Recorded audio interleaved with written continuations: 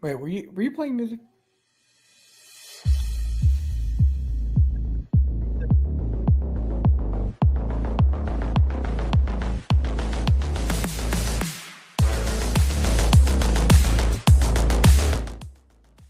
Welcome to Dad Bods, Crab Cakes, and Sports, where husky middle-aged men share insight on latest Baltimore sports news.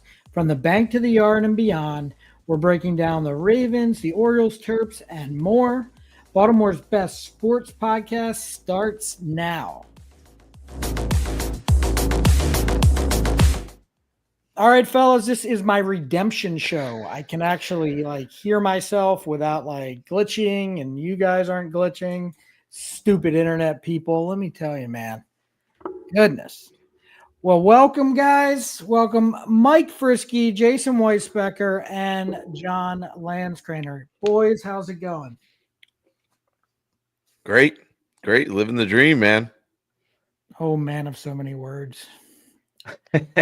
Michael, bring the It's goodness. Wednesday, man. We're riding over the hump, and you know what's great about the hump today is that just on the other side is a little thing we call March Madness. And I'm super excited about Thursday and Friday this week. Best Thursday and Friday of the year. Oh, for sure, man. I can't wait. I'm very, very excited. Noon tomorrow? Is that what we're doing? A nooner? Yeah? Yes, sir. Yes, sir. Nothing like that. Well, that is Very And then the excited. Terps play Friday at 4:35, I believe. Yeah. Well, tomorrow, a little afternoon delight, if you will. Have I got them all? Have I included all the puns? And You've hit on a couple. There you go. Fabulous. All right. Well, we got a lot to talk about here this evening. Let's see. What did we say we're doing here? Let's see. Okay. So we were just talking about this, and it's so infuriating to me. But we do have to talk about Major League Baseball and how, is it still spring training, or did we kick off the season? It's so dumb. But the Dodgers and the Cubs, they played 2 games in Japan. Was it Korea or Japan? Tokyo. Japan. Yeah, Japan. Japan? Is that what you said? I said Tokyo. Mike said Japan. I think we might have said it at the same time, but just for clarification for everybody, they are 2 different places, Japan and Korea. Great. All right. Yeah, we fought And two there, are, different and there are wars. 2 yeah, and there are 2 different Koreas. One is hot north and one is south, and they are very different. Very. Yes. Oh, my goodness. Well, look, all I know is that the Dodgers did take the series. They won the first 2 games, but I don't care. I'm not ready for baseball yet. I still need, another week, maybe or so here before we kick things off. But it's not real. Major League Baseball, I think it's just, I get what they're doing, but if they're going to do it, just start it when you start everything else. I don't know. Doesn't make sense to me. It feels like Don't they play these 2 games, Jason, and then go back to spring training? Yeah. Yeah. It's definitely awkward. It's an awkward timing because, I feel like they're trying to obviously showcase some of their Japanese players, which is really great. I think both of the Dodgers starters in the series, come from that area. But the issue is, like you said, why would you not just tack that onto the beginning of the season? Why would you go preseason, play games, back to preseason, then back to games? It just, I know it's probably something to do with travel and timing, but it just doesn't feel like it flows the way it should. As we're trying to get amped up and get excited for the season, it seems like it's just like a little blip. And I don't know if maybe they thought that would increase the hunger for the games, but I'm not getting up super early in the morning to watch those games. I'm excited for the Orioles to start. Did you say the Hunger Games? They introduced the Hunger Games. That's what you just said. Yes. And may the odds be forever in your favor. Oh, man, let me tell you. I don't know. I don't like it. It sounds like a money grab. Feels like a money grab. Fix it. Do better. You know it is. As the great Jamie Tart says, it's all poop, eh? It's all poop. Yes, sir. Flow. But I'll tell you, man. Okay. Season 4 coming out. Oh, yeah. Ted Lasso season 4. I could not be more excited. I don't know when it's going to debut. Probably 2026. It has a feel to it. But very, very excited. I heard he's coaching girls soccer, so I think it's going to be one of my all-time favorite seasons. Oh, that's right. It is. It's your life story, Mike. It really is. He does remind me of you. He does remind me of you. He makes a lot more money than I do. Does. That's correct. And he's a lot funnier and more handsome. But yeah, in some ways, I'm sure that we have some similarities. Yes. Oh, I'm not talking about the actor. I'm talking about Ted Lasso himself reminds me of you. Well, me too. Both. But yes. Yeah.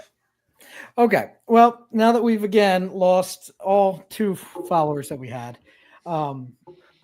the only other thing I wanted to touch on before we get into the greatest time of the year, which is March Madness, is the Orioles made their minor league cuts, which didn't surprise a whole lot of people.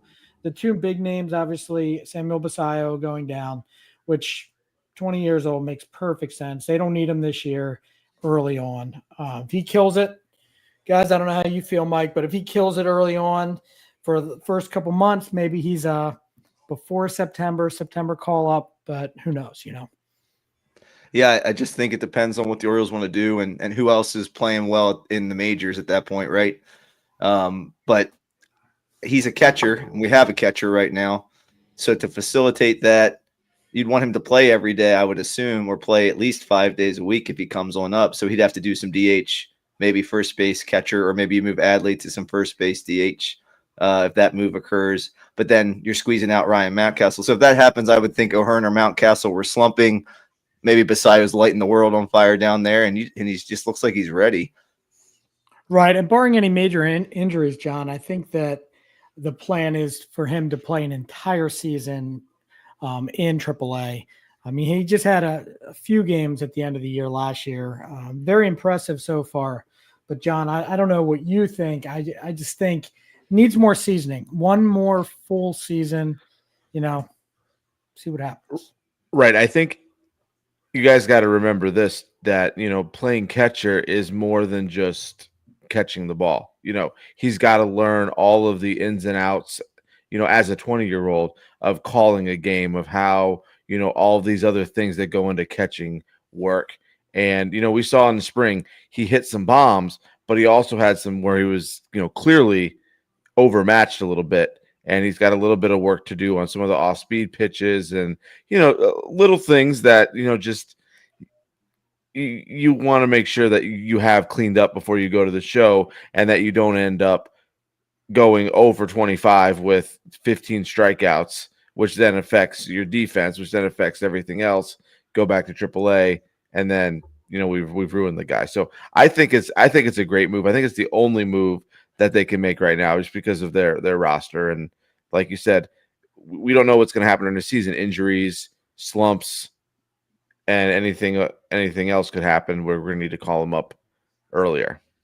Yeah, and it is right now we have probably one of the top 3 catchers in baseball, but that bat will play in the majors here. I'm very confident of that. But another maybe half season, maybe September call up type deal. The only other thing that really stood out is Colby Mayo seems very very upset that he got sent down. He did say a couple things in media, Mike, that essentially just saying, what else do I have to do? But for me, at least, I mean, he wasn't in the cards to start the season anyway, barring an injury. No, he wasn't. And I mean, he didn't really show particularly well this spring. I know the last week or so he's played a lot better. And I think Brandon Hyde pointed that out in his press conference. But overall, Mayo, he's played almost a whole 160, 150 some games in AAA. So I think he feels like he's checked that box. But according to the Orioles organization, I mean, where do you go? Where are you going to get at bats? He's not going to get those at bats in Baltimore. There's just no room for him to get the everyday at bats he needs, especially because he needs to work on his defense. So he needs to be out in the field. If Baltimore were to work him into the lineup, I'm sure DH would be part of the equation as well. So I think the best for both player and team is to have him down playing out in the field somewhere every day in Norfolk. Yeah, and I thought that there was a path if Gunnar was going to be a long-term IL stash, then they might do something. But you're right, Mike. I don't think it's not good to just bring him up, put him on the bench. There's nothing good that can happen there. He does have to play every day, and I do see though something tells me that the Orioles are still going to make a move. I just wonder if they're waiting to see how some of these pitchers that are coming off injuries or whatnot, or some of these teams, how they feel if their asking prices come down. But I do think that first base position might be one of the whether it's Mountcastle or Hearn, or maybe it's Mayo himself. But John, I don't know how you see things falling out, but Alcantara out in Miami seems to be intriguing. But I do think teams are waiting on that. So Mayo could be on the move, or he could be up here if he has the first couple good months. Yeah, I just didn't see a spot for him right now at this time, unless, like you said, Mike, that Gunnar was down for an extended period of time, because getting at bats and working on those little things that he needs to work on are more important than him sitting on the bench and getting, maybe a start a week, maybe 4 or 5 at bats a week in the big leagues, which isn't going to showcase any talent. And that's going to do two things. That's going to be, one, if he's getting at bats, showcasing talent, his trade value goes up. Whereas if he's sitting on the bench, getting 5 at bats a week, that's not going to really help his trade value if that's, the route the Orioles are going to end up having to go with him. Yeah, I mean, for sure. I have confidence that he will play a part. If gun to my head, he will be an Oriole at some point this season and play a pretty significant part on this team. Mike, did you want to wrap anything up with this? Did you have anything else you wanted to add? No, I just think the only other Orioles thing, and we touched on it last time, is 5th starter, right? So Povich versus Santander, especially with Kittredge being out. I know it's been talked about that maybe Suarez is a back end reliever potentially. I know we talked about him as a swing man.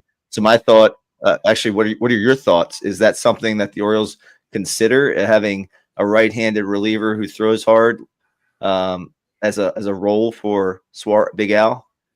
Yeah, I think Big Al goes to the bullpen if they keep him. If you remember when we did this a couple weeks ago, I thought that they would deal him. But with Kittredge being out, he might play himself into this thing. So I think he goes to the bullpen, and Povich has played himself onto this roster. And he's played himself into the rotation. If you're going to keep him as a starting pitcher, he's played himself into this rotation as a 4 or 5 man. However they want to match up the lefties. I mean, John, I've been very impressed so far this spring on how he's pitched. And one of the first things that we said when we started this podcast was nothing says more to me than experience. And last year, the experience he got and what he's been doing on having a full off season, knowing that he had a chance of making this team. I mean, I think that speaks volumes. Oh, I think so too. And in the way that, I saw him pitch, was it last week? I think they had a televised game or 2 weeks ago. And he looked, all the part of a left-handed, starter putting in the middle of that rotation, give it a little bit of a breakup. Because if it's not as, I guess it's as important as having multiple lefties, multiple righties in the bullpen. But, if you can get a left-handed starter in and take out one of their big, somebody's big bats, they're going to sit somebody against the lefty, that can help your chances of, winning a series, having a left-handed starter at the 3 or the 4 slot there. But like you said, Jason, he's played himself right on the roster. I think he worked hard in the offseason, knowing that, this is my shot. I have to give, 100% and be ready to go. And I think he did that. Yeah, and I think the other thing that makes this whole thing work too, Mike, is that Shigano seems like he's came in and he's the real deal so far. So that will help make some of these decisions a lot easier because you plug a couple of veterans in there in that rotation. Yeah, I believe he pitches again tomorrow, if I'm not mistaken. But he still has a 0 ERA, I believe, on the season. Right. Now, obviously, they're building these guys up, right? So they're pitching a couple innings here, a couple innings there. But I mean, and we talked about him coming overseas and and maybe being ahead of the hitters a little bit because they've never seen him before. So I think we'll see maybe initially some good outings, and then I think he's probably going to take his lumps at some point during the season when there's a correction. But I'm curious to see with a pitcher who's 30 something years old and has been doing it for a while, his ability to make adjustments. So I'll be really curious when we get to that point in the season how he's able to overcome that. But I'm super excited about him and Povich right now. I mean, those guys are anchoring the rotation at the moment, and I just wonder if at some point if there's another injury or something like that, if the depth though doesn't rear its ugly head, like you said, Jason. And it wouldn't surprise me if they made some type of move, somewhere within the first month or two of the season to bolster the starting pitching staff. But for now, it's definitely encouraging. Yeah, I mean, because they do have to get the guys that they would need within the organization. They're sending them down to the minor leagues now, like McDermott and the rest of them, and they have to get them out on the mound to be able to stretch them out too. Because if they're not stretched out, they can't come up and help. And hopefully it's not early on in the season. One of the things that I did want to mention before, I know we have to move on here, but the Orioles made the playoffs last year based on their first couple months of the season and how they won all of those games. So coming out the gates to me is extremely important because you never know what happens in those dog days of the summer. So, all right. Well, I think we are ready for our March Madness discussions. I know I missed out, unfortunately, with you guys due to technical problems. As far as the selections and everything go, just to add what I could miss, because I did listen to you guys, really enjoyed the show. I don't have an argument for any of these 4 seeds. I think these are the 4 number 1 seeds. This is probably the strongest field of number 1 seeds in a few years. And a lot can happen here. There's a couple 2 seeds that are very strong, but I think the committee got it right. I know everybody, the governor of West Virginia is calling I don't know, he's probably writing Donald Trump and throw a big fit because he's all Heine hurt over this whole situation.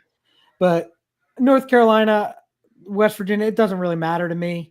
I know it matters to those schools, but as far as them being left out, I don't think either one of those teams. I mean, you gotta win your games, man. You can't leave it to fate.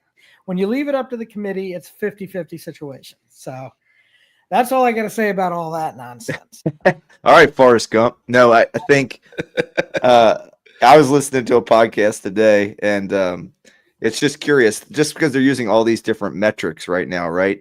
Everyone finds a metric that matches your argument, and you could make an argument for UNC, West Virginia, Indiana with your metrics, and you could easily make an argument against each of those schools. But Jason, you make the valid point.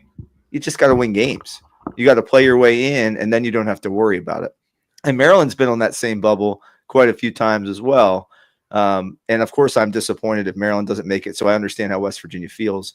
But honestly, you got to just play your way in and not leave it in the hands of somebody else.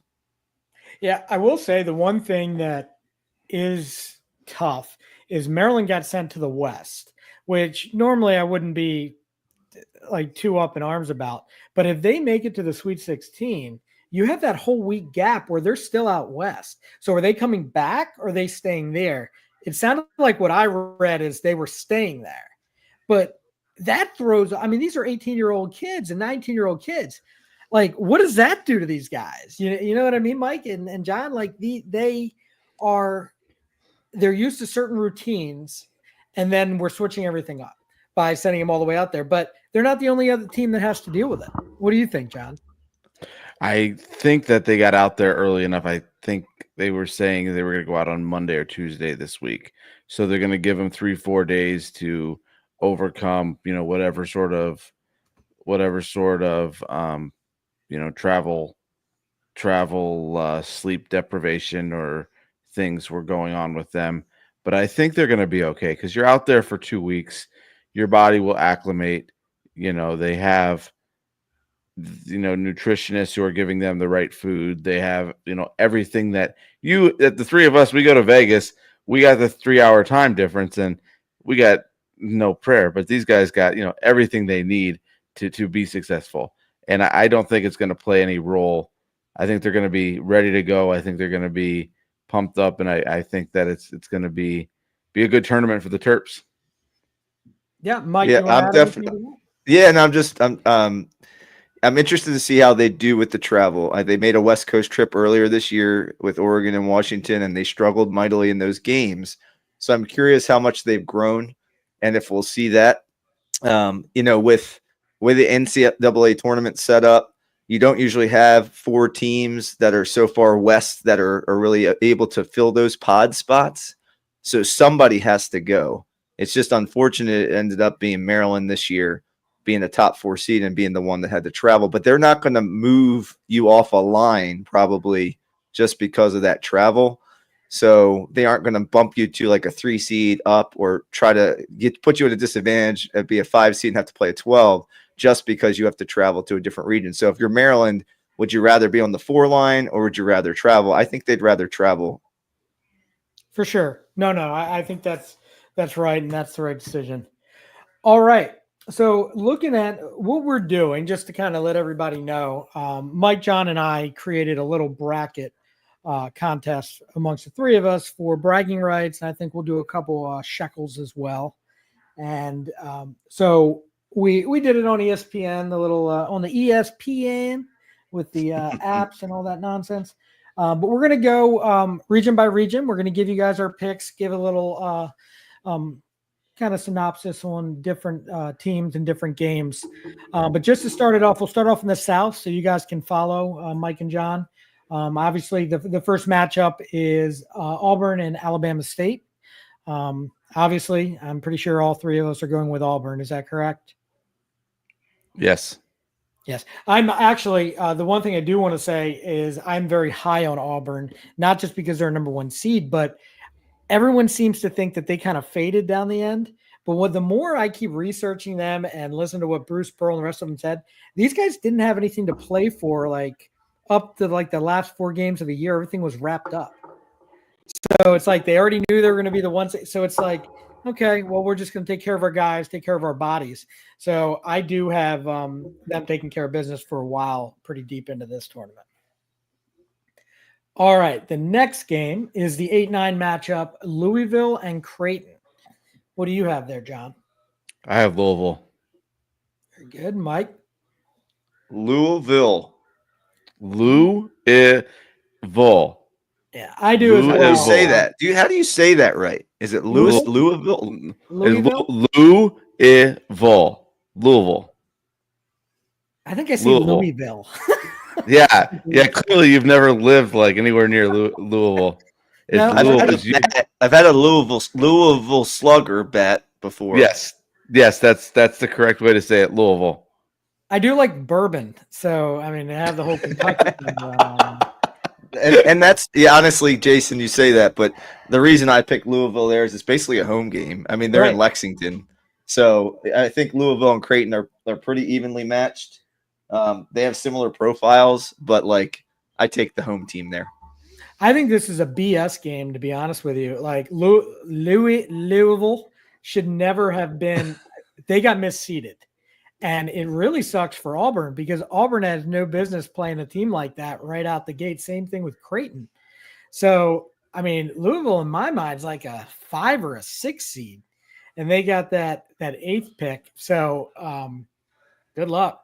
But no, I have them. I'm very high on them as well. It's the result of the ACC being perceived as down this year, and you hear about that. No less opportunities for quad 1 wins and all that kind of stuff coming out of the ACC.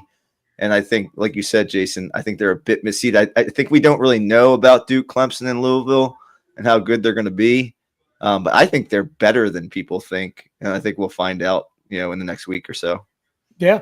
And so the next game is the 5-12 game, Michigan and UC San Diego. I have UC San Diego with the upset. This is actually my upset side of the bracket, I'm starting to realize. John, what do you have? I have Michigan. Shame on you. After I saw how they played against the Terps and things, I think Michigan's they're not going to cruise, but I think if they play the way they played and rebound and have those 2 interior guys, UC San Diego just can't keep up with the interior presence of Michigan. Mike? How's it feel to be wrong, John? I think it's UCSD here in the upset. I can change this. No. I can change this. I'm just kidding, No, buddy. no, you I think stand Jason. tall, John. Don't get bullied. I think you're right, Jason. Like if you look at the teams, right, you have one of the league leaders in forcing turnovers and one of the leaders in turning the ball over. And I think protecting the ball is so important in the NCAA tournament. You're right, John. I think Michigan does have the edge in size inside, and that they could win. I'm just messing with you. Michigan could definitely win this game. But I think if you're looking at a chance for an upset there, and there's usually always one at the 12-5, I think a team that turns the ball over at the rate Michigan does, and they're coming off a nice little run. Sometimes you do that, and then you're done, and then you come off that high and you step down and you play a little bit worse in the tournament. So I'll be curious. Maybe they survive, but I think it's going to be close, and I'm going to pick UCSD in the upset. Yeah, UCSD, they turn the ball over. They turn you over more than most of these teams in this country. I think they're like top 5 in that. And the one thing I do think will cause them some problems is Golden with Michigan. So if they can get him under wraps, I think they'll be just fine here in that upset. The next one is the 4-13 Texas A&M and Yale. Against my better judgment, I am going to go with Yale in the upset on this one. What do you do? What do you have there, Mike? I'm going to go chalk and go Texas A&M. I think they played in the SEC, obviously, middle of the pack there, but pretty good team, big forwards, veteran team who's been there before. I love teams that have had the experience, so I think that really helps them in a closer game than people think. But I think Texas A&M holds on. John? I got A&M. As I'm listening to your guys' picks, I'm just seeing the points in my bracket looking so much better. Oh. I'll have $30. I'll have $20 in my pocket from you boys. Shame. All right. The next one is the 6-11 Ole Miss and North Carolina. Okay, I'm on this one. I already gave my speech on North Carolina, so Ole Miss for me. John? UNC. Ooh. Michael? They're not going to have any lane violations this time. I think they're gonna win and then get clobbered by Iowa State in the next round. I picked UNC. I watched them play obviously last night, as did most of the country. They looked long, tall, and like springy and ready to play good defense. And I think again, we don't know much about the ACC this year, and I didn't get to watch Mississippi play that much, but it's probably going to be a really close game. I think either it's kind of a pick 'em. Yeah, I mean the head coach at Ole Miss, isn't he the head coach at Texas Tech a couple years ago? Had him in the national championship game. Is that Beard? Is it Beard? Mm-hmm. And they play defense, and they play defense well. So another SEC team. I mean, one of what 13, 12 or 13? A lot. 13. Yeah, a lot. I have a Beard too, so if his name is Beard, I just missed out on that. Fabulous. All right. If you're just real quick, Jason, just to kind of update you as we go through the brackets. My kids picked some teams as well, so I just wanted to give you a heads up that Josh had Alabama State moving all the way to the Final Four in this region. Well done. He called it Alst-Spa because because it was Alabama State / St. Francis, PA, or whatever they played, and he thought that was one name. But I just wanted to give you a heads up as to where we were with that. Fabulous. Thanks for the update. I'll tell you, a couple of years ago, do you guys remember when IUPUI was in there? Ooey Pooey? Yes. Ooey Pooey. They changed the name of that school, by the way. Ooey Pooey, big fan. All right. So the next one here is the 3-14, Iowa State and Lipscomb. For this one, I think this game's actually going to be a lot closer than originally planned. I know that Iowa State has their best players out for the entire Gilbert, Yep. So I am going with Iowa State to make it through the first round But that's really probably about it on that one. What do you have, John? I have Iowa State as well. Mike? Yeah, and they're playing in Milwaukee, so they kind of have a home game ish. I mean, I'm not a Midwest guy, but Milwaukee can't be too far from Iowa, so I'm thinking Iowa State, Big 12 tested. Lipscomb's not one of those really strong mid majors, so I think they'll win the first round. Gotcha. And the 7-10 matchup here is Marquette and New Mexico. I'm going with New Mexico in the slight upset here. I think they're a very good team. The more I researched them and watched a couple games during the season, the Lobos, I believe, I do have them in that upset. What do you have for this one, Mike? I actually picked Marquette in this one. I think, again, it's going to be a close game. Those 7-10 games are usually pretty close. I like Shaka Smart and his experience in the tournament as a coach for Marquette. New Mexico is not a good free throw shooting team, and I think that could rear its ugly head in the game. And they don't shoot the three particularly well, and sometimes that's how you can kind of pull the upset in the tournament. So I'm going to go with the Marquette, who beat Maryland earlier this year. They looked pretty good in the game as well. And I picked Marquette as well because I think the coaching experience of Shaka Smart just gives them that enough of an advantage that New Mexico is not going to be able to. And Mike, like you said, I saw their free throw shooting just is atrocious. And this time of year, if you can't hit free throws, you're not going to go very far. Well, no offense here, fellas, but we're pretending here like Shaka Smart has some huge resume here. And like he had the 1 year that they made that run for VCU. After that, I mean, he's put up some good seasons, but NCAA tournament wise, not so great. So let's pump the brakes a little there, ladies. Right, but he's been there, and now he can learn from his mistakes in the past and move forward. Well, I went to an NCAA tournament game too. It doesn't mean they're going to win. And Richard Pitino is not a bad coach either. If we're talking about the other side of the ball, so let's not get too carried away. I just think I like that Shaka Smart's like a program builder. He's a guy who tries to keep players around a couple more years. And I like that about his program. But again, they're both good coaches. But close game. Perfect. All right, the 2-15 matchup. I don't really have much to say about this one other than it's Michigan State and Bryant. I have Michigan State moving on. What about you, John? Same. Mike? No questions. Does Bryant have 4 other friends that he can play with? Because I think having one player on the team is going to be a struggle. So I'm going to go with Michigan State in that game. Fabulous. All right. Bryant is one of the only teams I've seen play live because they played Towson in the one game I went to earlier this year. And Towson beat them. But again, Towson won their conference regular season but lost their conference tournament. And right. Bryant won their tournament and their regular season. Yeah. So let's see. That brings us to the West region. And the number 1 seed in that region is Florida, which John mentioned the other day was the weakest of the number 4s. I'm not so sure there is a weakest of the number 4s, as I was saying earlier. You mean number 1s? Of the 4 number 1s, Florida is the weakest. Correct. Well, are we going to finish out the South all the way through, or do you want to jump west? I don't care. We can do it. What do you want to do? You want to finish the South out? I don't like to jump. I'm not a big jumper from one place. I'm not sure I can focus that long. Well, you should work out longer and jump so you can jump higher and run faster, Mike.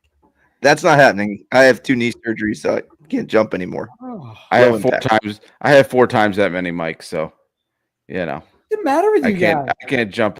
Why do you have so many knee surgeries? Aren't you like 30? What happened to you? I've had PCL replaced 2 times. All kinds of stuff done, bro. That's no fun. Nothing. Right. Not fun at all. So, all right. Well, we can get our Iceman out. We can hang out together. I'll just get my little sleeve there, put my wrap around my knee. You can put it. Maybe we can be on the podcast with our knees all taped up. It'll be fun. Yeah, we'll watch Jason play softball. Dude, you were like the old guys from the Muppets that just like sit there like, what's wrong with you guys? Oh, the ones that like laugh at each other, say something like, yeah, those guys. Oh my goodness. All right. bringing this thing back together here. Okay. So the next round, Auburn and Louisville. And I have Louisville. yeah, Louisville. I sure. put it in the chat Them for you, too. Jason. All right. Auburn. Give me Auburn. Mike? Auburn. Auburn. Perfect. Okay. UC San Diego versus, well, I have versus Yale. You guys don't. But I am picking UC San Diego to go to the Sweet 16. John? A&M. Yeah, and I have A&M versus UCSD, and I also picked A&M Ooh. to move one. All right. I can steal some points here or lose terribly. Well, that's the right. tournament. And you know there are going to be upsets, but you just got to pick the right spots. Never do. Never do. You know, the only time not the only time, but the biggest one I won, and I won it like going away, was when Maryland won the national championship. Like I won like a lot of brackets, like, and some like contests on like local radio stations. And I would have won the year before, but they lost to Duke in the Final Four because I had them in Arizona. So it was easy back then. Not anymore. You had 16s knocking off ones, and That's when your homer picks pay off, when your homer team actually does well, right? Right. All right. So I have Ole Miss, the 6th seed, and Iowa State, and I'm going with Ole Miss to make the Sweet 16. What about you, Mike? I had UNC Iowa State. Again, I think Iowa State's just a better team all around, even without their best player in Gilbert. I think they're just a better all-around team, and they played in a much better conference this year. So I'm just going to take Iowa State to move on. John? Same. All right. And that brings us, me and mine, down to New Mexico as the 10 seed and Michigan State as the 2 seed. And I have Michigan State winning this one pretty handily. Mike? I had Marquette and Michigan State. Originally, I was thinking maybe Marquette for the upset, but I ended up going with Michigan State. I just think I keep thinking of Tom Izzo. I think Tom Izzo in the tournament. I'm like, how can you bet against that guy? So I'm sticking with Michigan State. John? The same. All right. So that brings us back here to the round of the Sweet 16. I have Auburn and UC San Diego, and I'm going with Auburn. I think, again, they are way too much for these guys. So the Cinderella story there is going to end. What about you, John? Same. Well, I mean, I don't have UC San Diego. I have Auburn and Texas A&M. So you have Auburn winning? I have Auburn winning, yes. You have to pick one of the teams, John. You have to pick one of them to win. Yes, Auburn. Auburn is gonna win the matchup of the SEC schools. Yes, SEC showdown. I have Auburn winning as well. Awesome. And next I have the 6 and the 2, Ole Miss and Michigan State. And I have Michigan State's winning that one to face Auburn in the Elite 8. What about you, Mike? So I have Iowa State, Michigan State, and this is where I think the Gilbert injury kind of comes to a head here. And I think where Michigan State takes advantage of that, and they move on. So I actually have the same thing. I have Auburn and Michigan State. That's what I have as well. Okay. And that Gilbert injury is going to come back to bite them there when they face Michigan State. Gotcha. So out of those two teams, I have Auburn making it to the Final Four. John? Same. Mike?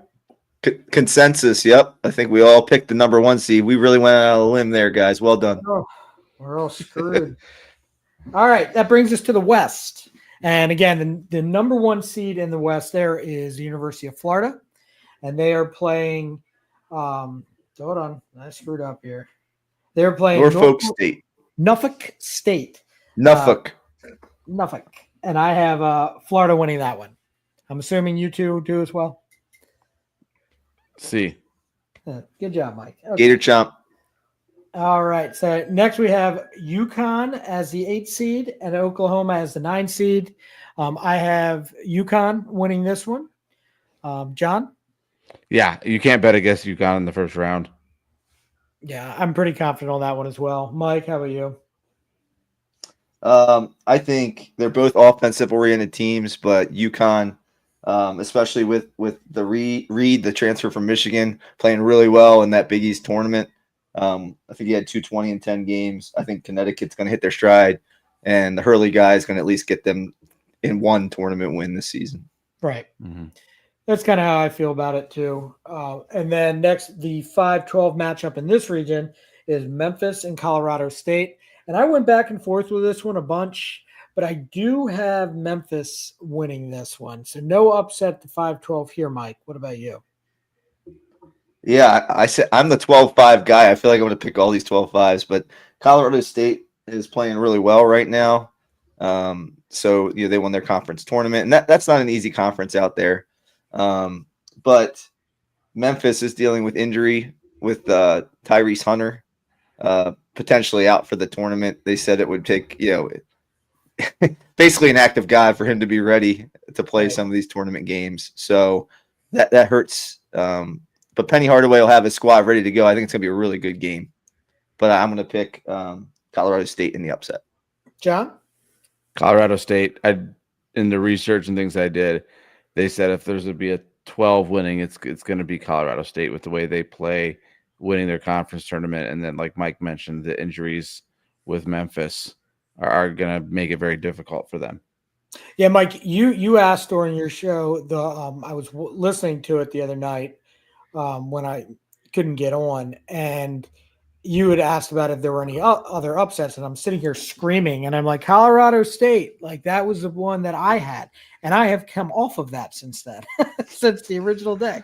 So I am going with Memphis, and then okay, so the next one, all of our favorites here, the 4 and 13 spot, Maryland is the 4 seed, and Grand Canyon is the 13 seed. I am going with the Terps. I don't have a lot to say about it. I'm not worried about an upset. Really wanted to talk about it with you guys on Sunday, but no, I'm very confident that they actually win this one by double digits. What about you, John? I have the Terps, but I'm not as confident as you are. I think the issue is just going to be like we talked about on Sunday. Grand Canyon has 2 guards who are very tall, very lanky, and we're going to have to be able to stop them. If we can do that, we have the advantage on the inside on our three big guys. But I think the Terps will come out, but I don't think it will be an easy game.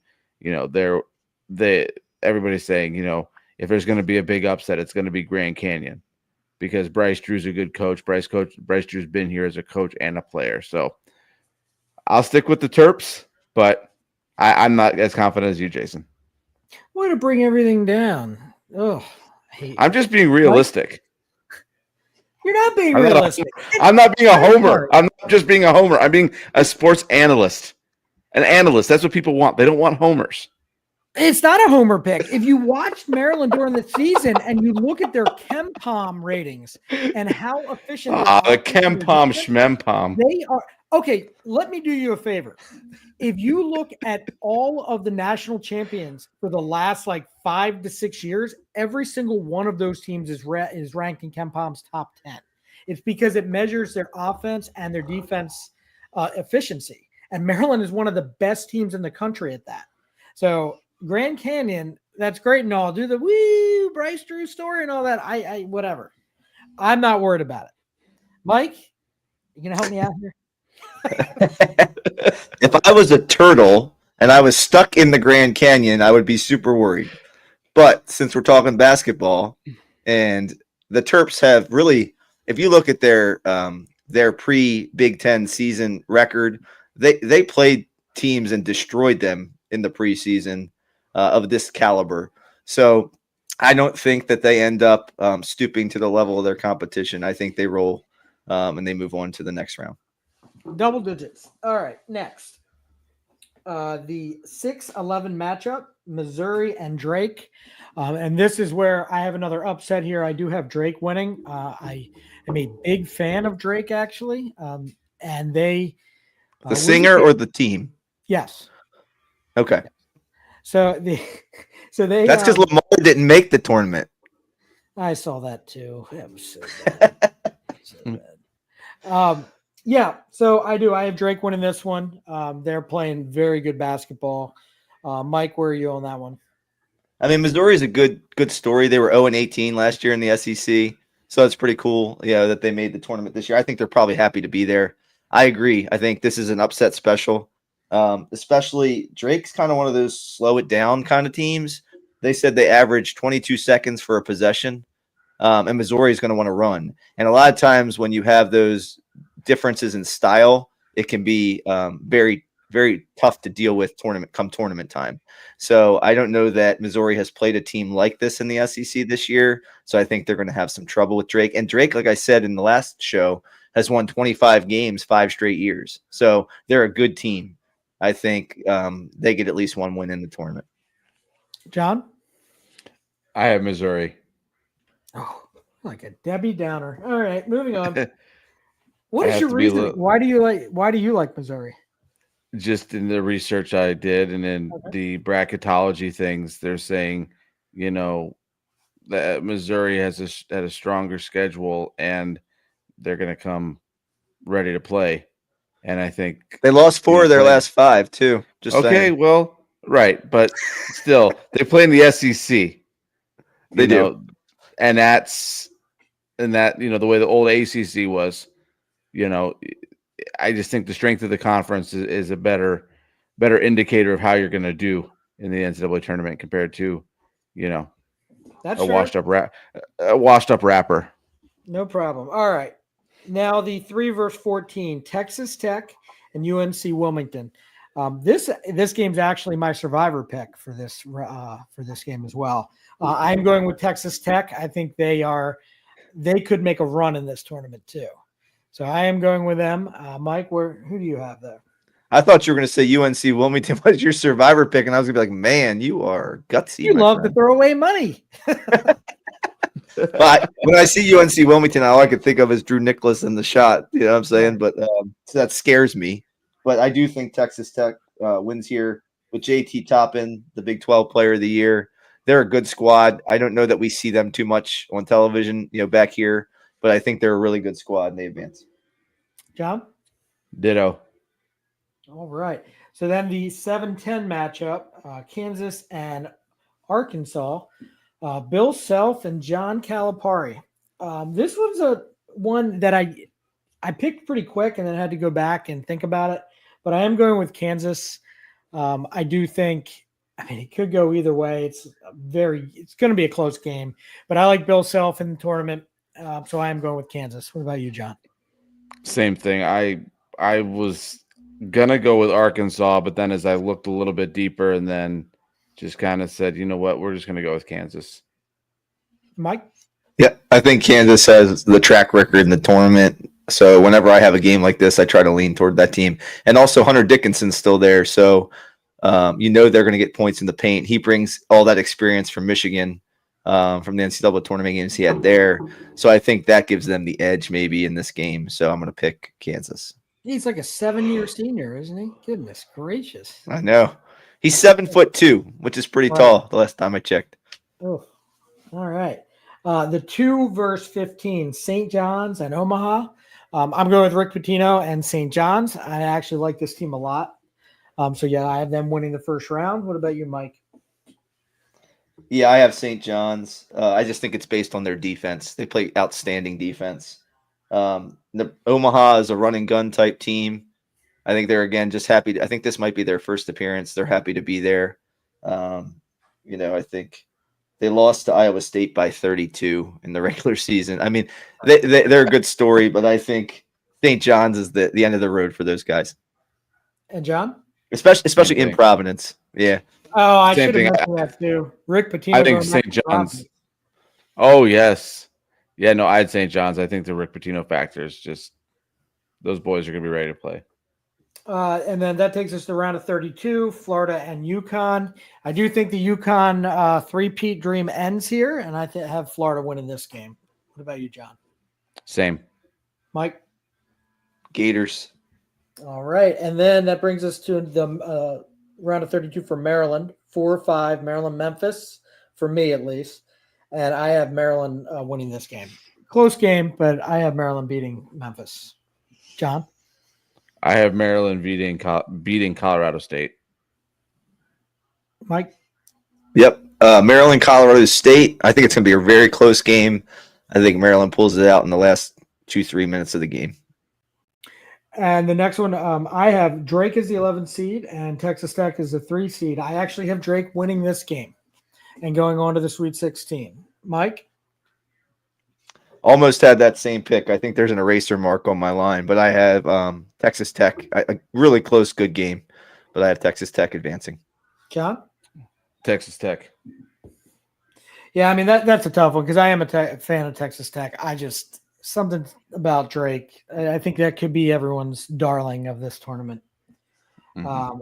And then Kansas, St. John's, Rick Pitino and Bill Self for me. I do have St. John's winning this game. I do think they are way too strong of a team.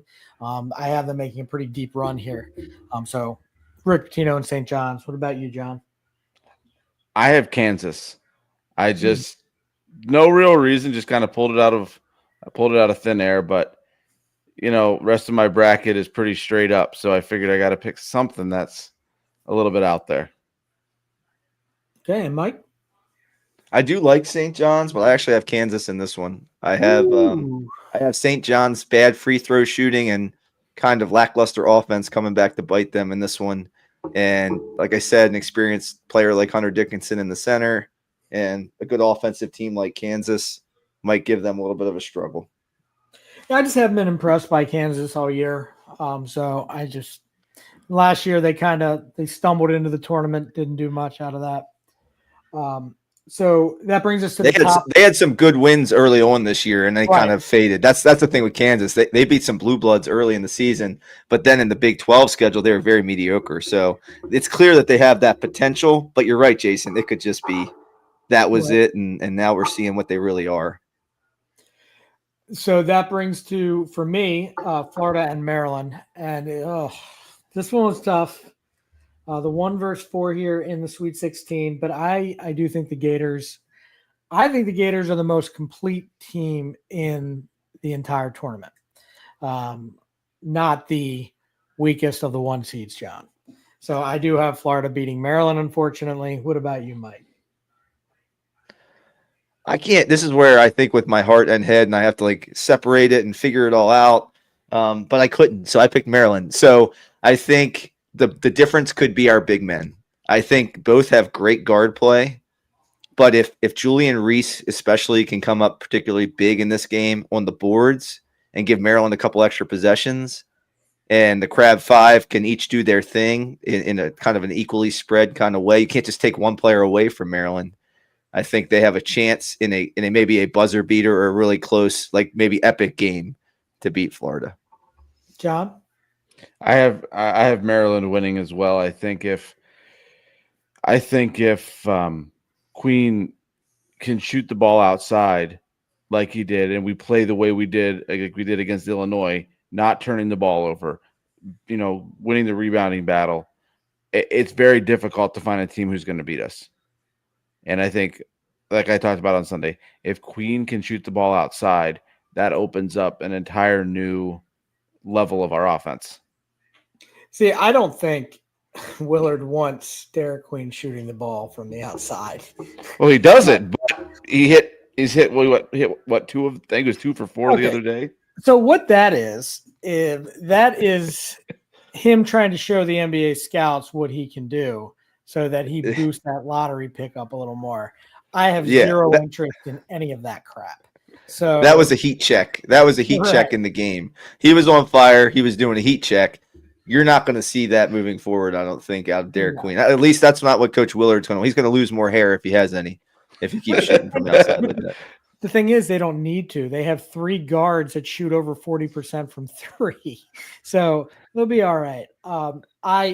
So this is one of those things for me where it's I'll do multiple brackets and I'll have Maryland winning out of a bunch and then I'll have Florida too. But I do think on Sunday, I had Maryland beating Florida. And the more I think about it, I have Florida knocking them off, unfortunately. And if you remember, Jason, I have Florida as my way too early national champion. Yeah. So, again, my head and heart are battling. for sure. Absolutely. Okay, so that brings St. John's and Drake, and the Cinderella run ends for Drake here for me. I have St. John's winning that game, John. I have Texas Tech and Kansas. So I have Texas Tech beating Kansas. Mike? And I have Texas Tech, Kansas as well. And I have Kansas advancing. Oh, wow. So I think they find their form from early on in the season. I really like Bill Self as a coach. And again, the experience I think plays in the tournament. I get it. All right. So Mike, this is the only place that we have a huge difference. So that's gonna be the game for all the money right there, bro. Yeah, all three of us have different teams. Skibidi Alpha It'll Rizzler. probably be UNC, Wilmington, and Arkansas or something like that, and none of us will have any money. But whatever. All right. All right, Elite Eight for me here. I have Florida and St. John's, and I do have, again, Florida to me is the most complete team in the tournament, so I have Florida making it to the Final Four to face Auburn, the 2-1 seeds out of those two regions. What about you, Mike? Yeah, I like that pick, Jason. I think that's very realistic. I had a little fun with this bracket, but I have Maryland playing Kansas, and this is the Hunter Dickinson revenge game.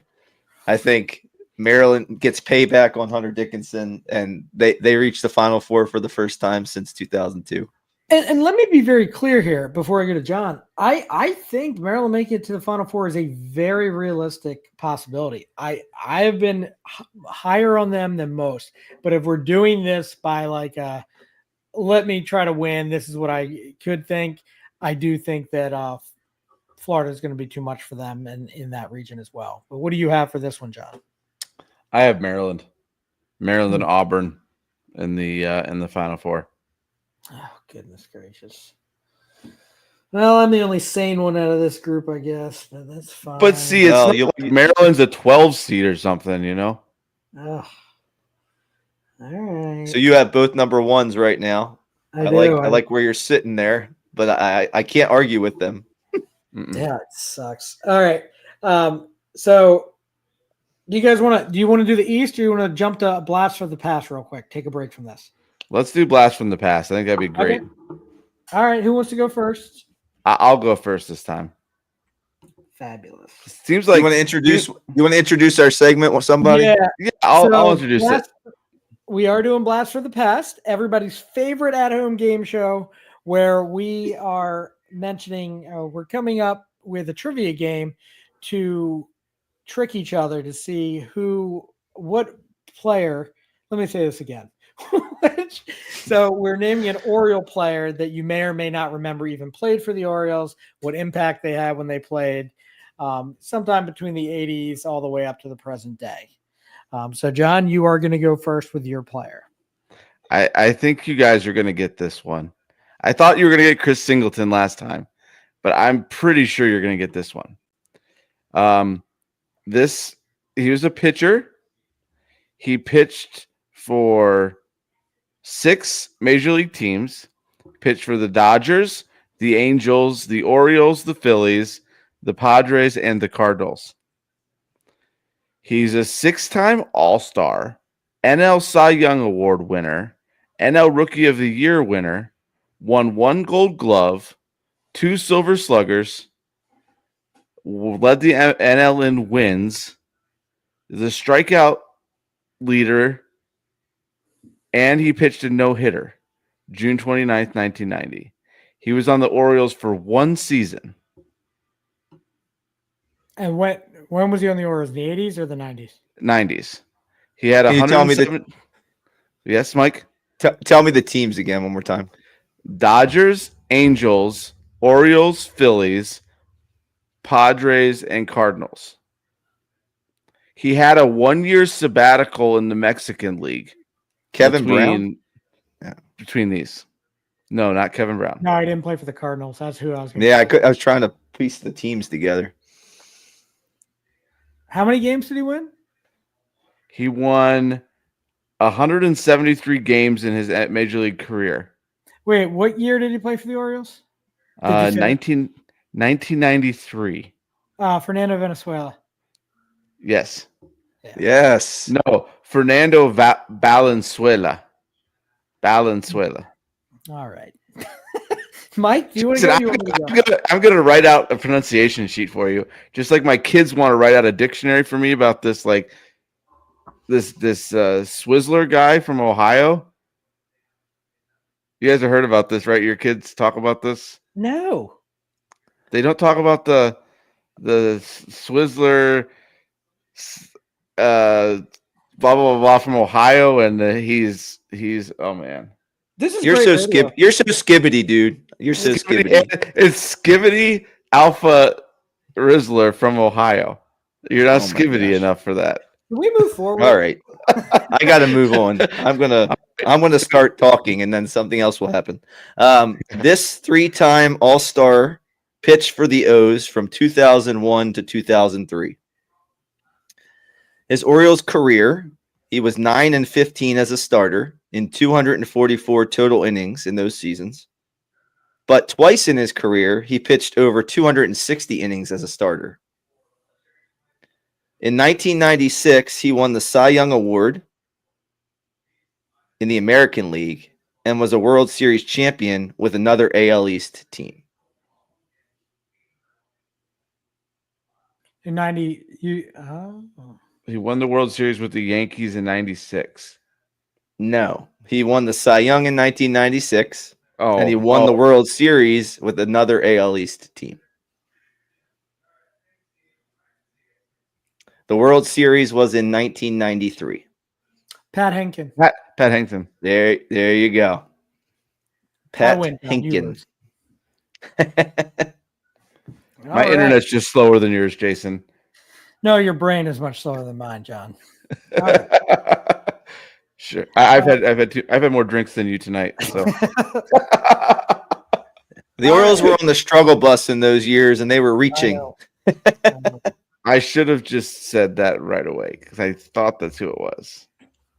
All right, so my guy was an outfielder. He played for 9 years in the American League for the Guardians, the Twins, the Blue Jays, and the Orioles. He played for the Orioles in the early 2000s, 2002 and 2003. He's a 274 lifetime hitter. He's actually a former Rookie of the Year as well. And when he won the Rookie of the Year, he had a 277 average, 24 home runs, and 20 stolen bases. The 2002 year with the Orioles, he batted 253 with 18 home runs and 64 RBIs. You said he won Rookie of the Year with the Indians? Nope. I said he won the Rookie of the Year. Oh, okay. I thought you said it was What team did he win the Rookie of the Year for? The Twins.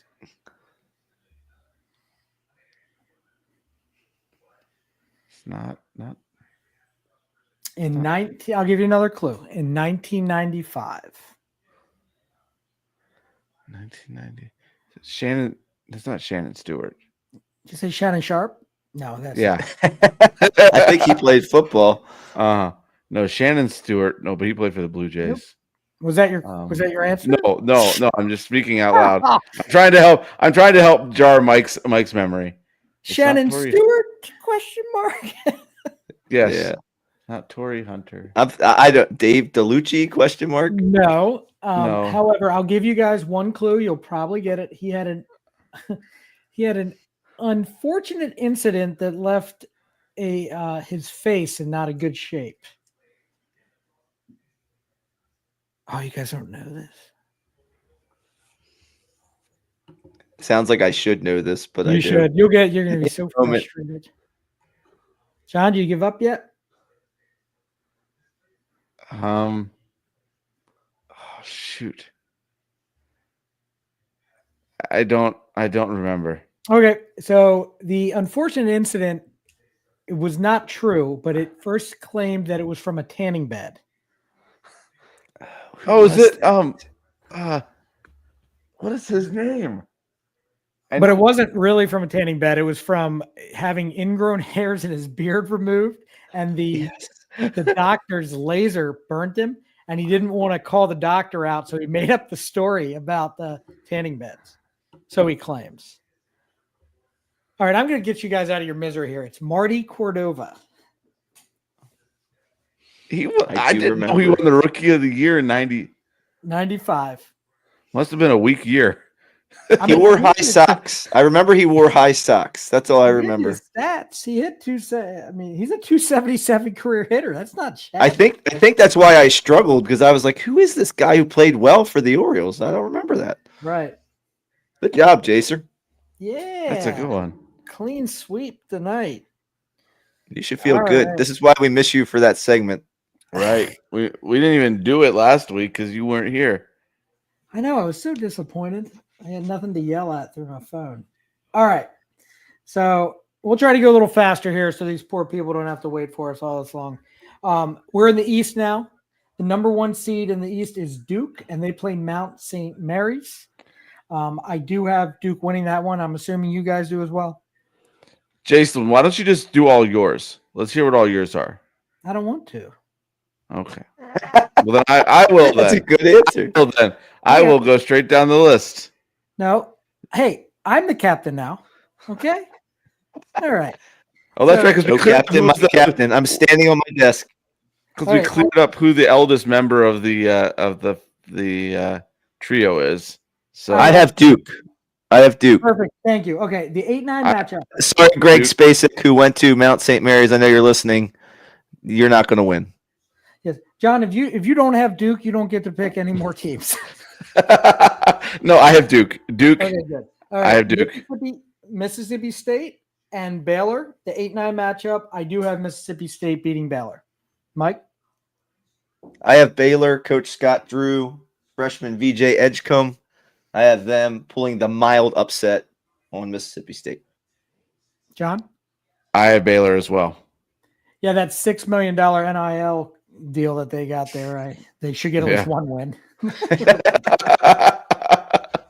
All right, another 5-12er here. Oregon at the 5 seed, Liberty at the 12. I am going with Oregon. Again, a tough one for me. I almost picked Liberty, but I'm going with Oregon. What do you have, John? Same. Mike? Patrick Henry, give me Liberty or give me death. Oh, boy. I love the 12 seeds.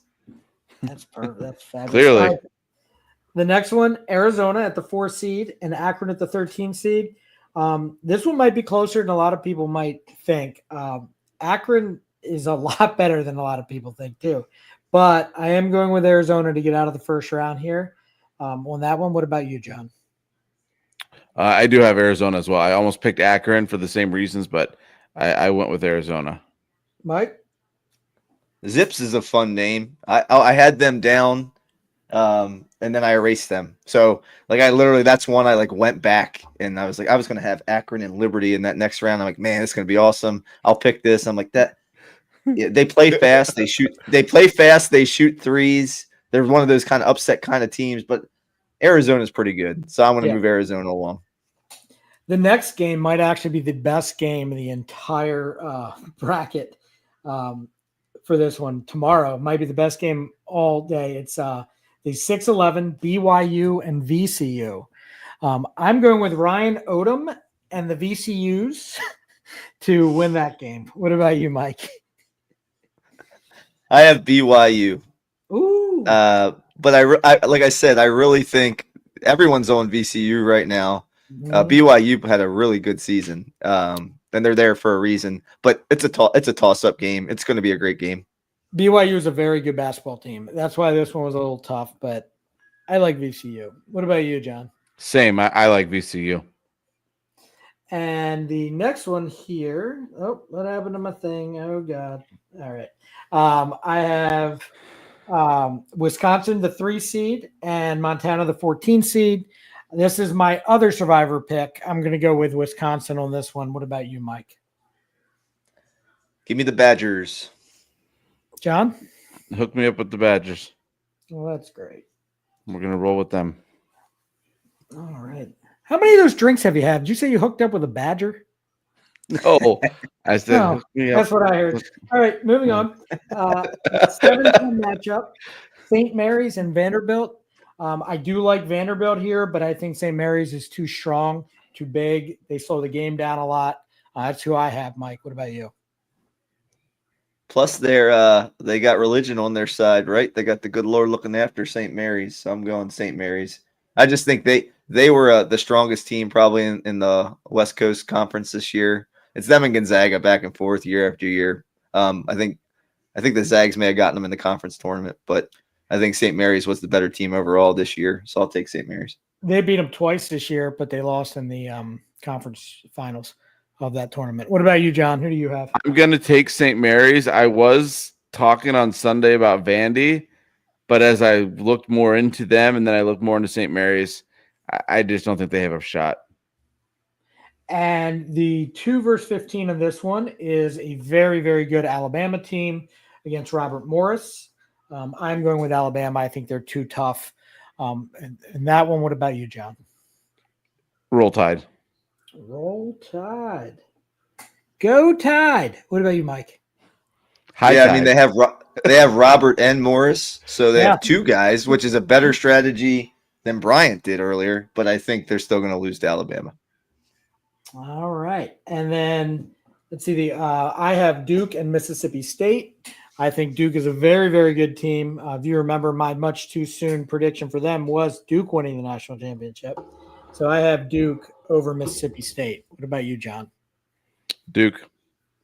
Mike? I have Duke, Arizona, and wait, is that Oh, am I there yet? No, not Duke, there yet. Baylor. Yeah, Duke Baylor. Duke I'm Baylor. jumping ahead. I'm trying to jump ahead. I have Duke, Baylor, and I have the Fighting Cooper Flags. Well done. All right. On this one, next I have Oregon and Arizona. I think will be a very good game, but I have Arizona winning that one. What about you, Mike? I have Arizona Liberty, but I also have Arizona advancing. John? I have Oregon. All right. Next, I have VCU and Wisconsin. The 11 seed for me, VCU. I actually have them beating Wisconsin. So an 11 seed getting into the Sweet 16. What about you, John? I have Wisconsin. And Mike? Badgers win. I think John Tanjay's too much. Might have to change that one at some point. I'm starting to think. You still have a day. We still have like 12 hours left, something like that. Yeah. Next, I have Alabama, the 2 seed, and St. Mary's. Again, I think Alabama is a very, very good team. So I have Alabama winning that game and going to the Sweet 16. Mike? Yep, ditto. All right. Yep, Tide. I got the Tide rolling. Ooh. All right. And then this one, I have Duke and Arizona. And I have Duke winning that game and moving on to the Elite Eight. What about you, John? Duke. Over who? Oregon. Oregon. And Mike? You looking at my brackets? I had Duke and Arizona as well, and I had Duke winning. No, I don't think it's rocket science. There's only so many options, Mike. I want to check in on Josh's bracket real quick. Oh yeah, I was going to ask you about that one. He had Arizona and Baylor and Arizona winning. So, but he has Montana going an awful long way, all the way to the Elite Eight. And how old is Josh? Josh is 8. Oh, okay. And a genius. He might look like one later when he beats me in the brackets. Right. Oh, dude, something's going to happen. I'm telling you. It always does. Someone's grandma's going to beat somebody. All right. I have VCU and Alabama at the bottom of the bracket, the 11-2. And I do have Alabama again winning that. What about you, John? I have Wisconsin beating Alabama. Ooh, brave are you? Had to go with something. All right. What about you, Mike? No, I think Alabama is too strong. They've been there before. They're going to get back to the Elite Eight. They're going to beat Wisconsin. Okay. And then I have Duke and Alabama, the 1-2 in the Elite Eight there. And I think it's going to be a very good game, but I think Duke is a much better team, much more polished team. So I have them making it to the Final Four. What about you, John? Yeah, Duke. Duke beating Wisconsin. Yeah. And Mike? Cecilia has Duke versus Montana. with Duke winning, but I have Duke, Alabama, and I have Alabama with an experienced team beating the younger Duke team. I also wonder if Cooper Flagg's injury and some of the other injuries that Duke has underlying at some point catches up to those guys, or maybe just the fact that they're a young squad catches up to them at some point. And I think you're not going to see that until in this area of the tournament. But I think Alabama, if anybody has a shot to beat them. So I'm putting Alabama in the Final Four. I mean, Alabama scores a basketball better than any team in the country. I just think Duke is a very balanced team. So, like I said, it's going to be a great game regardless. Okay, so that brings us to the last region here, the Midwestern region. Number 1 seed is Houston. So Houston and SIUE. So Suey, but I have Houston winning that game. What about you, John? I don't know why. You all have Houston, right? Yes, everybody has Houston. Who's Houston playing again? Suey. Okay. All right. Yeah, I have Houston. Southern Illinois University, Edwardsville, or something. Yep, them too. All right. So, first time in 17 years, I think. Wow. So the 8 versus 9 matchup, Gonzaga and Georgia. This was a tough one for me too because that Georgia team is actually pretty good out of the SEC. Mark Few, I have Gonzaga winning at least the first round. What about you, Mike? How many straight Sweet 16? It's some kind of crazy record. It's 9, like 10 or something, like 9. Yeah. Okay. You know what? This could be one of the better games of the first round. I'm looking forward to this one. I have Georgia on the strength of the SEC. But that could go either way, really. I have Gonzaga. This could be one of those you're choosing the name thing with Gonzaga, but I just can't bet against them in the first round. I can't either, and I think that whole coaching thing, and the 9 straight Sweet 16s, I think there's something to that. This next game is actually, I think it'd be a great game too.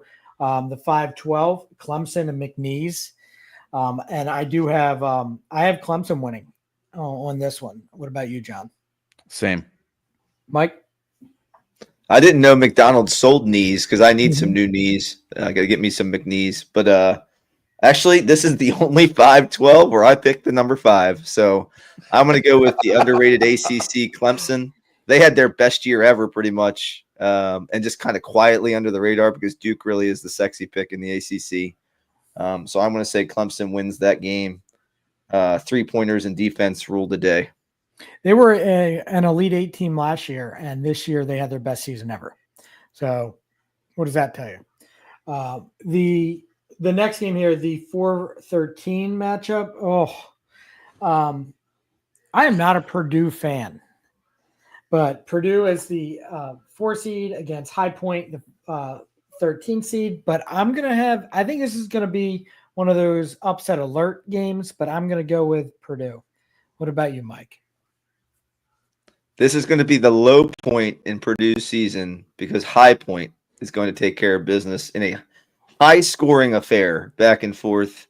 One of those really exciting games. Probably comes down to the last-second buzzer beater. But give me High Point and the Fighting, whatever they are. John? Purdue. So the next one is the 6-11 matchup, Illinois versus either the winner of Texas or Xavier. Did that game finish yet by any chance? Anybody have an update on that one? Let's find out. Yeah.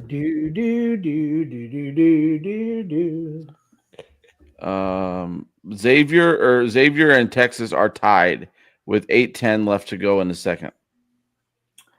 That's ironic because I actually like Texas, so I don't know what's going to happen here. But well, I just picked the winner of that game to win. That's what I don't care have. who it is. Really? They had 15 losses, Texas did. But look how Illinois played when we played them the other day. That didn't give me any confidence.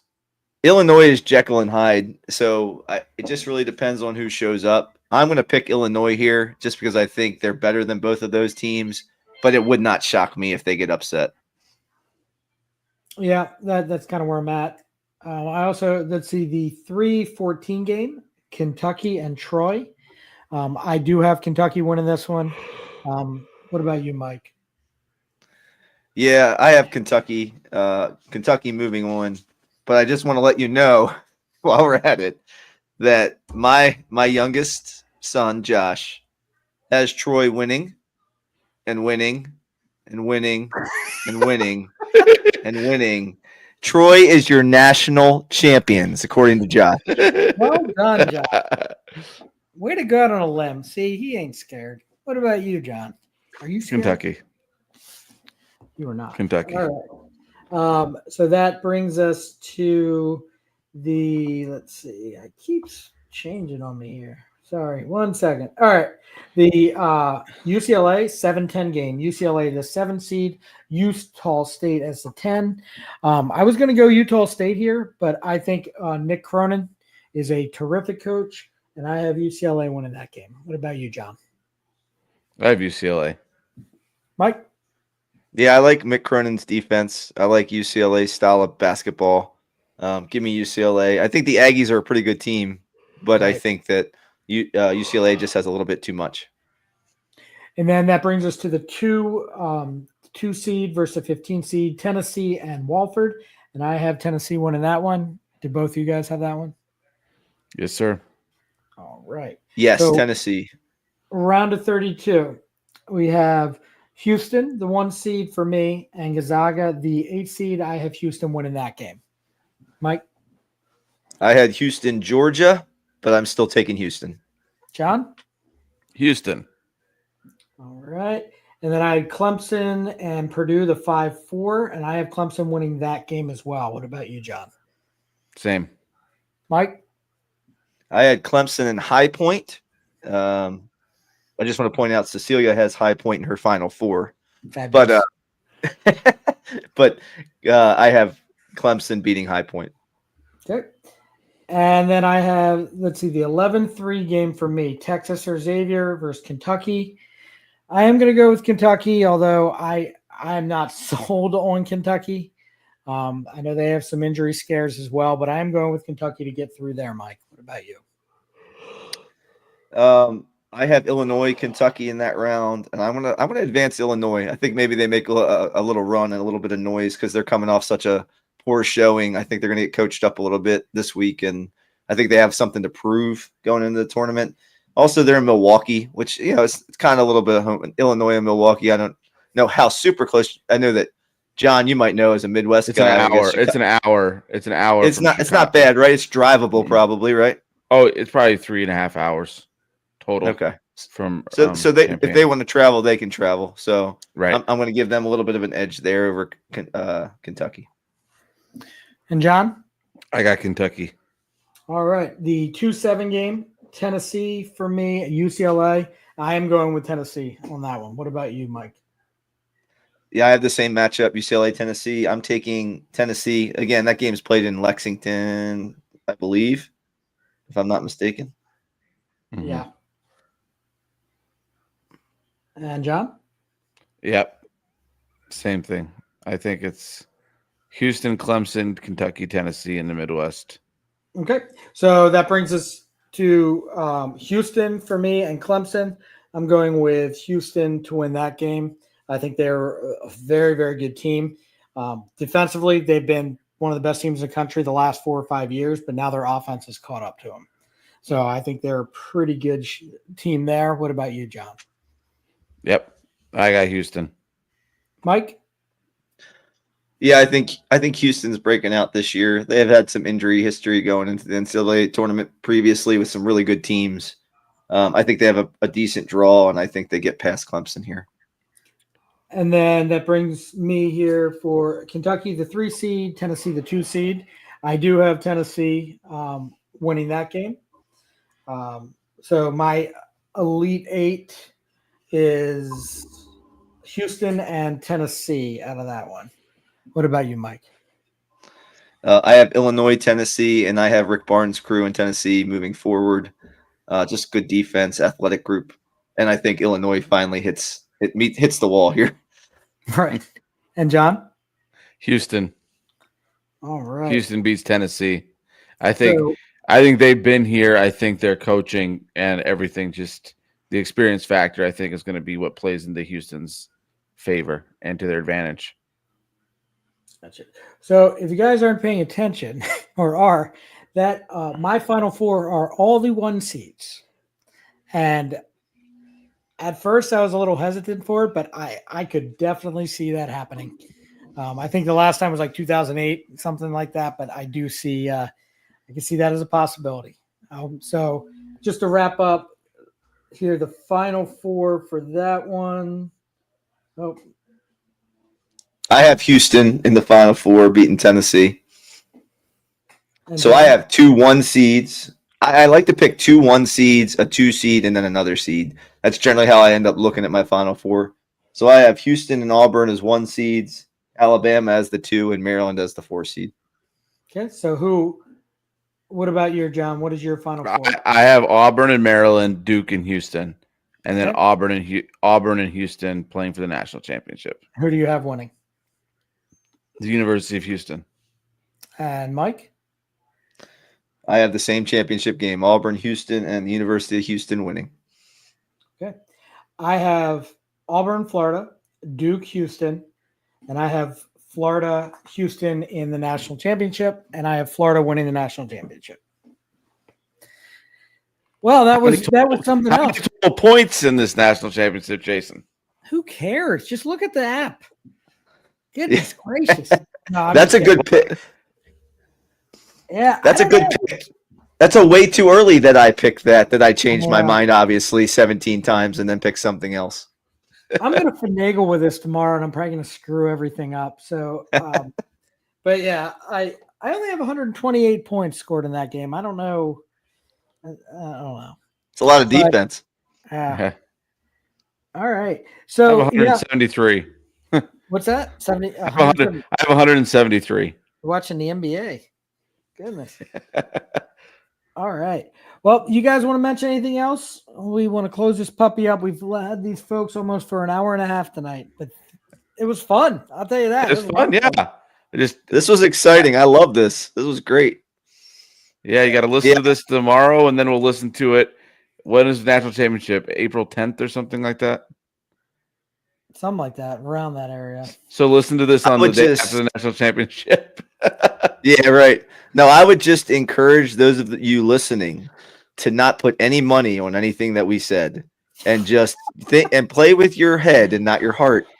I would just encourage you. Jason likes to talk about shekels. I would just keep your shekels in your pocket if that's what you're doing in relationship to this podcast. Yeah, I mean, I don't want to be responsible for. Is that negligent? Are we negligent at that point? I don't know. All right, let me wrap this puppy up. That's going to do it for this episode of Dad Bods, Crab Cakes, and Sports. Thanks for hanging out with us this evening. Don't forget to subscribe on Red Circle, Apple Podcasts, Spotify, or wherever you get your podcasts. And while you're at it, please leave us a review. It really helps us out. We're trying to spread the good word about Baltimore sports far and wide. Be sure to follow us on social media for more behind-the-scenes action, memes, and bad sports takes. You can find us at dadbods_crabcakes_sports on Instagram and at dadbods crab cakes and sports on our Facebook page. Got a question or topic you want us to cover? Hit us up at dadbodscrabcakesandsports@gmail.com. We might just shout you out in our next episode. Until next time, keep rocking those dad bods, eating those crab cakes, and never miss the game. See you next week. Go Terps.